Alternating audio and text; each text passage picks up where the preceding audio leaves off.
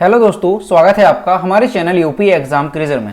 दोस्तों आज के वीडियो में हम 26 सितंबर से संबंधित उत्तर प्रदेश के सभी एग्जाम्स के लिए मोस्ट इंपॉर्टेंट करंट अफेयर के क्वेश्चंस को डिस्कस करेंगे और हर एक क्वेश्चन से रिलेटेड आपको फैक्ट भी बताएंगे। और वीडियो के अंत में हम आपसे एक क्वेश्चन भी पूछेंगे जिसका जवाब आपको कमेंट बॉक्स में देना है। और अगर आपको इसकी PDF डाउनलोड करनी है तो इसकी PDF आप हमारे टेलीग्राम ग्रुप से डाउनलोड कर सकते हैं। टेलीग्राम ग्रुप की लिंक आपको वीडियो के डिस्क्रिप्शन में मिल जाएगी। तो चलिए शुरू करते हैं। आज का सेशन शुरू करने से पहले हम कल के क्वेश्चंस का रिवीजन करेंगे।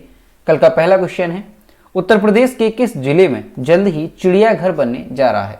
इसका जो करेक्ट आंसर है वो है ऑप्शन नंबर सी, ए और बी दोनों, यानी मुरादाबाद और मेरठ में जल्द ही एक चिड़ियाघर बनाया जाएगा। अगला क्वेश्चन है, हरियाली बढ़ाने हेतु उत्तर प्रदेश सरकार कितने करोड़ पौधों की नर्सरी तैयार करेगी? इसका जो करेक्ट आंसर है वो है ऑप्शन नंबर डी, 100 करोड़ पौधों की। और दोस्तों उत्तर प्रदेश करंट अफेयर के लास्ट 8 मंथ की PDF अगर आपको डाउनलोड करनी है तो उसकी लिंक आपको वीडियो के डिस्क्रिप्शन में मिल जाएगी। तो वहां से आप इस PDF को डाउनलोड कर सकते हैं। इस PDF में हमने जनवरी से लेकर के अगस्त 2021 तक उत्तर प्रदेश करंट अफेयर के सभी इंपॉर्टेंट क्वेश्चंस को विस्तार पूर्वक बताया है। और दोस्तों अगर आपको अगस्त मंथ की उत्तर प्रदेश करंट अफेयर की PDF डाउनलोड करनी है तो उसकी लिंक भी आपको वीडियो के डिस्क्रिप्शन में मिल जाएगी। तो वहां से आप ये दोनों PDF डाउनलोड कर सकते हैं। और PDF डाउनलोड करने में अगर कोई भी प्रॉब्लम होती है तो साइड पर आपको WhatsApp नंबर और ईमेल मिल जाएगा जिस पर आप कांटेक्ट कर सकते हैं। अगला क्वेश्चन है, हाल ही में किस राज्य सरकार ने महिला सामर्थ्य योजना शुरू करने की घोषणा की है? तो उत्तर प्रदेश सरकार ने, यानी ऑप्शन नंबर सी यहाँ पर करेक्ट होगा। अगला क्वेश्चन है, कनाडा देश के नए प्रधानमंत्री कौन बने? इसका जो करेक्ट आंसर है वो है option number B, Justin Trudeau. अगला क्वेश्चन है, अफ्रीका और रूस की 2 चोटियों को फतह करने वाली सबसे तेज भारतीय कौन बनी? इसका जो करेक्ट आंसर है वो है ऑप्शन नंबर सी, गीता समोता। अगला क्वेश्चन है, निम्नलिखित में से कौन सा शहर ओलंपिक और पैरालंपिक शीतकालीन खेलों 2022 की मेजबानी करेगा? इसका जो करेक्ट आंसर है ऑप्शन नंबर बी, चीन का बीजिंग शहर। अगला क्वेश्चन है, किस राज्य के समुद्र तटों को ब्लू फ्लैग प्रमाणन दिया गया है? इसका जो करेक्ट आंसर है वो है ऑप्शन नंबर सी, ए और बी दोनों, यानी तमिलनाडु और पुडुचेरी के समुद्र तटों को ब्लू फ्लैग प्रमाणन दिया गया है। अगला क्वेश्चन है, किसे राष्ट्रीय फ्लोरेंस नाइटिंगेल पुरस्कार 2020 से सम्मानित किया गया है? इसका जो करेक्ट आंसर है वो है option number D, SV Saraswati. अब दोस्तों कुछ स्टूडेंट जो है इस क्वेश्चन को लेकर के कमेंट कर रहे थे कि सर 2020 का फ्लोरेंस नाइटिंगेल पुरस्कार अगर SV सरस्वती को दिया गया है तो भानुमति घेवला कौन है? तो देखिए कुछ दिन पहले हमने आपको भानुमति घेवला से संबंधित क्वेश्चन बताया था कि भानुमति घेवला को जो है राष्ट्रीय फ्लोरेंस नाइटिंगेल पुरस्कार दिया गया है, लेकिन उन्हें जो है फ्लोरेंस नाइटिंगेल पुरस्कार 2021 के लिए सम्मानित किया गया है। तो यहाँ पर आपको बिल्कुल भी कंफ्यूज नहीं होना है।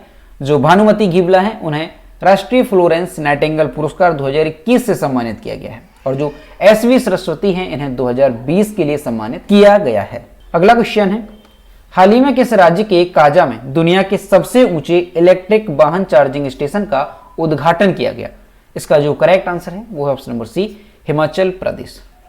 अब दोस्तों शुरू करते हैं आज का सेशन। आज का पहला क्वेश्चन है, हाल ही में किस राज्य सरकार ने प्रदेश के सभी शैक्षणिक संस्थानों में आरोग्य वाटिका बनाने की घोषणा की है? इसका जो करेक्ट आंसर है वो है option number A, Uttar Pradesh सरकार ने। उत्तर प्रदेश के सभी शैक्षणिक संस्थानों में अब छात्रों को औषधीय पौधों के महत्व के बारे में जागरूक करने के लिए एक आरोग्य वाटिका होगी। आरोग्य वाटिका एक विशेष स्वास्थ्य केंद्र है जहां पर जड़ी बूटियों और पौधों के साथ उच्च औषधीय मूल्य और जो प्रतिरक्षा बूस्टर हैं उन पौधों को विभिन्न शहरों के पार्कों में विभिन्न क्षेत्रों में लगाए जाएंगे ताकि नागरिकों को हमारे आसपास उपलब्ध स्वास्थ्य लाभों के बारे में जागरूक किया जा सके। तो दोस्तों आपको ध्यान रखना है कि उत्तर प्रदेश सरकार ने प्रदेश के सभी शैक्षणिक संस्थानों में औषधीय पौधों के महत्व के बारे में जागरूक करने के लिए एक आरोग्य वाटिका स्थापित करने की बात कही है। और ये जो आरोग्य वाटिका है ये क्या है? तो आरोग्य वाटिका एक स्वास्थ्य केंद्र होता है जहां पर जड़ी बूटियों और पौधों के साथ साथ उच्च औषधीय मूल्य वाले पौधों के बारे में जो है जागरूक किया जाता है। अगला क्वेश्चन है, सितंबर 2021 में लद्दाख उच्च शिक्षा विभाग और निम्न में से किन IIT के संघ ने लेह में एक्सप्रेशन ऑफ इंटरेस्ट पर हस्ताक्षर किए हैं? इसका जो करेक्ट आंसर है वो है option number A, IIT Delhi, Bombay और कानपुर। लद्दाख उच्च शिक्षा विभाग और आईआईटी दिल्ली, बॉम्बे और कानपुर के संघ ने लेह में एक्सप्रेशन ऑफ इंटरेस्ट पर हस्ताक्षर किए। इस ऐतिहासिक कदम का उद्देश्य और विजन लद्दाख में तकनीकी शिक्षा को मजबूत करना है। साझेदारी लद्दाख के पारिस्थितिकी तंत्र, कौशल विकास आदि पर केंद्रित नवाचार और उद्यमिता के अवसर प्रदान करने पर केंद्रित होगी।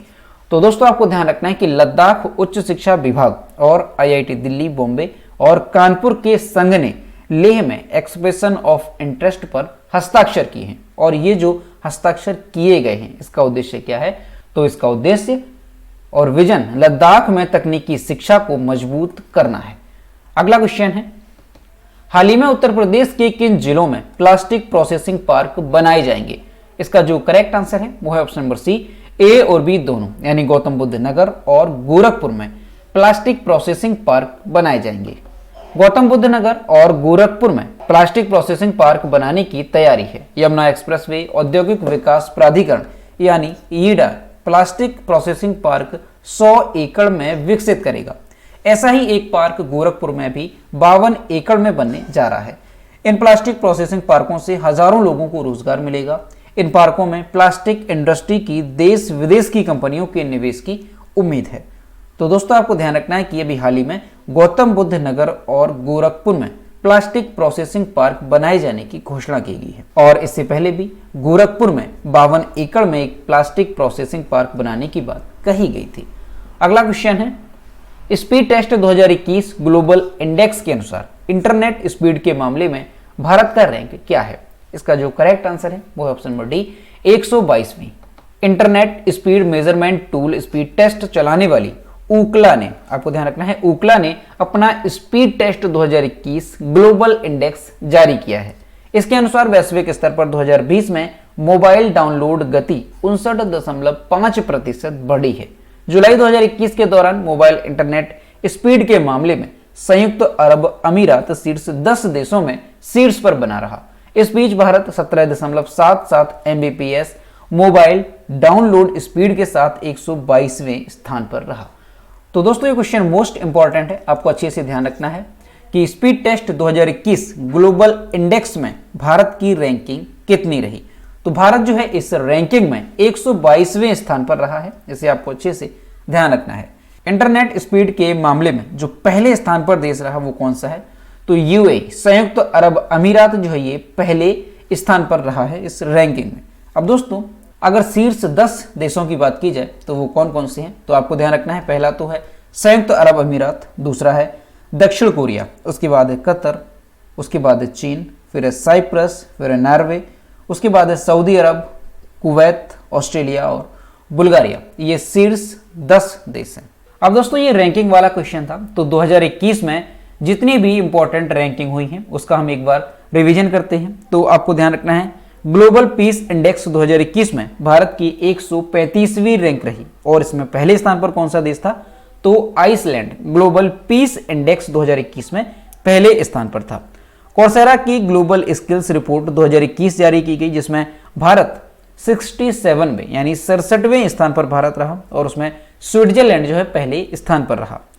उसके बाद जो है विश्व दाता सूचकांक 2021 जारी किया गया जिसमें भारत की 14वीं रैंक रही और इंडोनेशिया इसमें पहले स्थान पर रहा। द ग्लोबल लाइवेबिलिटी इंडेक्स 2021 के अनुसार दुनिया भर में सबसे अधिक रहने लायक शहर किसे नामित किया गया था? तो ध्यान रखना है ऑकलैंड को। और ग्लोबल हाउस प्राइस इंडेक्स 2021 जारी किया गया जिसमें भारत को रैंकिंग कितनी मिली थी? 55वीं रैंक भारत को मिली थी और इसमें तुर्की पहले स्थान पर था। और विश्व प्रतिस्पर्धात्मक सूचकांक जारी किया गया था जिसमें भारत को 43वीं रैंक मिली थी और स्विट्जरलैंड इसमें पहले स्थान पर था।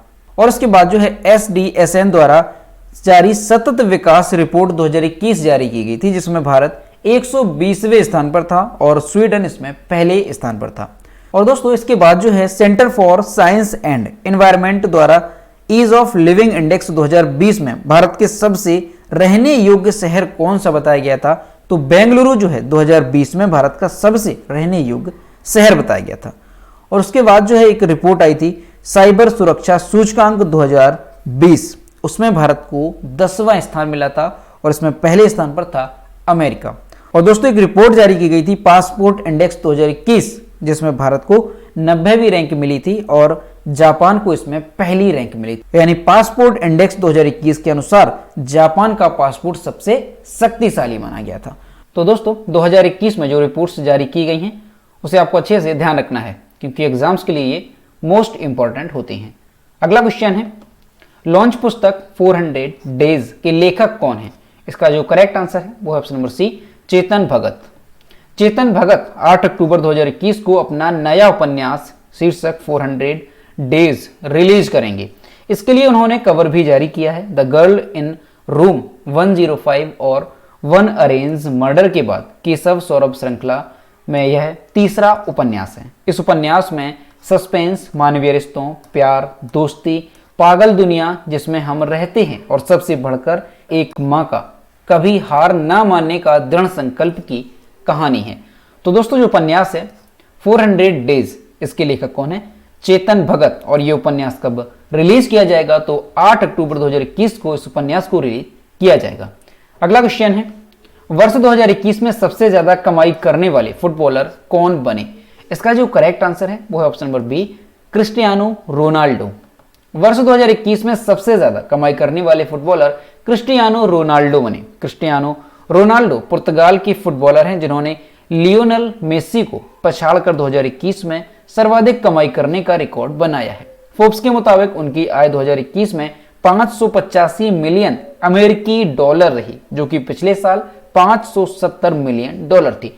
तो दोस्तों आपको ध्यान रखना है, वर्ष 2021 का सबसे ज्यादा कमाई करने वाले फुटबॉलर कौन बने हैं? तो क्रिस्टियानो रोनाल्डो 2021 में सबसे ज्यादा कमाई करने वाले फुटबॉलर बने हैं। अगला क्वेश्चन है, सितंबर 2021 में विश्व बैंक समूह ने अपनी प्रमुख रिपोर्टों में से एक को बंद कर दिया है। रिपोर्ट का नाम क्या है? इसका जो करेक्ट आंसर है वो है option number C, ease of doing business report. विश्व बैंक ने 17 सितंबर 2021 को अपनी ease of doing business report के प्रकाशन को बंद करने का निर्णय लिया है। 2017 में चीन की रैंकिंग को बढ़ावा देने के लिए कुछ बैंक अधिकारियों द्वारा दबाव के कारण डाटा अनियमितताओं की जांच के बाद यह निर्णय लिया गया था। डूइंग बिजनेस रिपोर्ट नियामक वातावरण, व्यापार स्टार्ट की आसान आधारभूत संरचना और अन्य व्यावसायिक जलवायु उपायों का आकलन करती है। तो दोस्तों आपको ध्यान रखना है, विश्व बैंक ने 17 सितंबर 2021 को अपनी ease of doing business report के प्रकाशन को बंद करने का निर्णय लिया है। अगला क्वेश्चन है, सितंबर 2021 में स्पेन के किस द्वीप पर कम्ब्रे वियजा ज्वालामुखी फट गया है? इसका जो करेक्ट आंसर है वो है ऑप्शन नंबर ए, कैनरी द्वीप पर।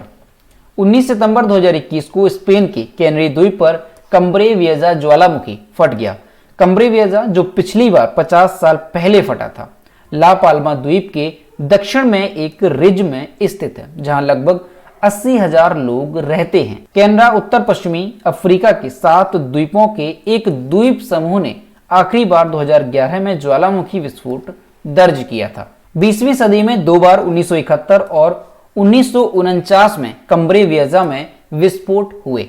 तो दोस्तों आपको ध्यान रखना है कि अभी हाल ही में 19 सितंबर 2021 को स्पेन के कैनरी द्वीप पर जो कम्ब्रे वियजा ज्वालामुखी है वो फट गया है। और इससे पहले जो कम्ब्रे वियजा ज्वालामुखी है ये कब फटा है? तो 20वीं सदी में ये 2 बार 1971 और 1949 में फटा है।